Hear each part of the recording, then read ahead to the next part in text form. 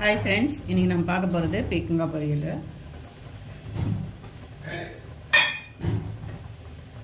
First எண்ணெய் ஊற்றிக்கலாம். கடலக்கொட்டை எண்ணெய்,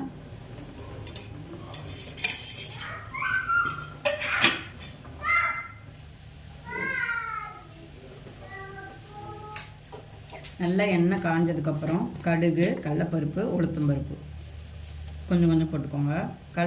கடுகு, உளுத்தம்பருப்பு, கடலைப்பருப்பு நல்லா எண்ணெய் காஞ்சதுக்கப்புறம் போடுங்க. எண்ணெய் பச்சைன்னா வசடிக்கும்.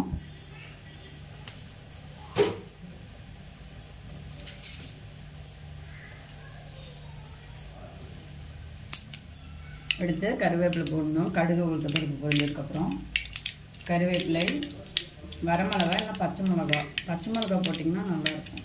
நான் இப்போ வரமிளகா தான் போடுறேன். அடுத்து பெரிய வெங்காயம் நெட்டாக இருந்துச்சு.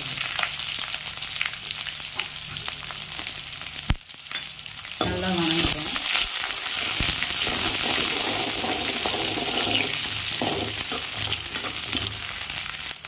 வெங்காயம் நல்லா வணங்கணும்.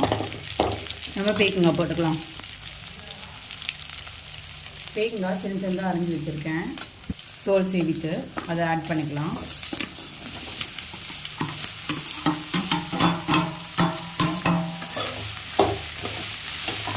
நல்லா வணக்கி விட்டுக்கோங்க.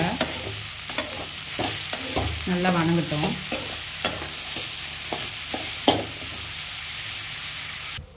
நம்ம தண்ணி எதுவும் ஊற்ற தேவையில்ல, அதுலேயே தண்ணி விடும். நல்லா வணங்கட்டும். பாருங்க, உங்களுக்கு தெரியும், தண்ணி அதிலே வரும். நல்லா வணங்க விடுங்க. நல்லா வேகட்டும்.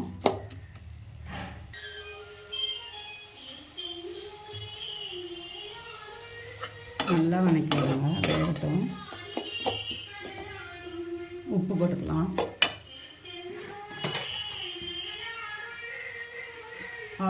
அரை வேக்காடாக இருக்கிறப்ப உப்பு போட்டுக்கோங்க.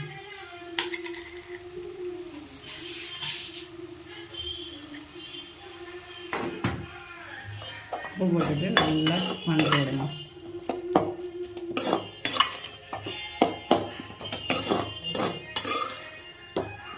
உப்பு போட்டுட்டு டேஸ்ட் கரெக்டாக இருக்கான்னு பார்த்துக்கோங்க.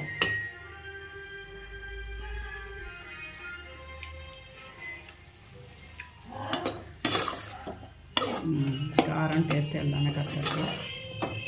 உப்பு கரெக்டாக இருக்கு. பத்தலைன்னா நீங்கள் போட்டுக்கோங்க.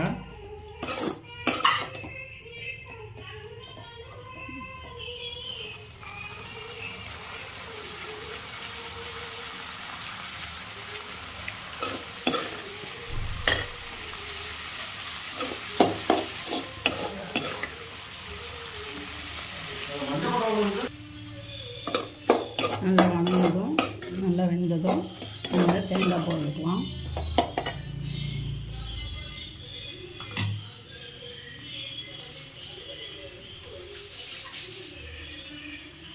தேங்காய் போட்டுட்டு கிண்டி விட்டுக்கோங்க.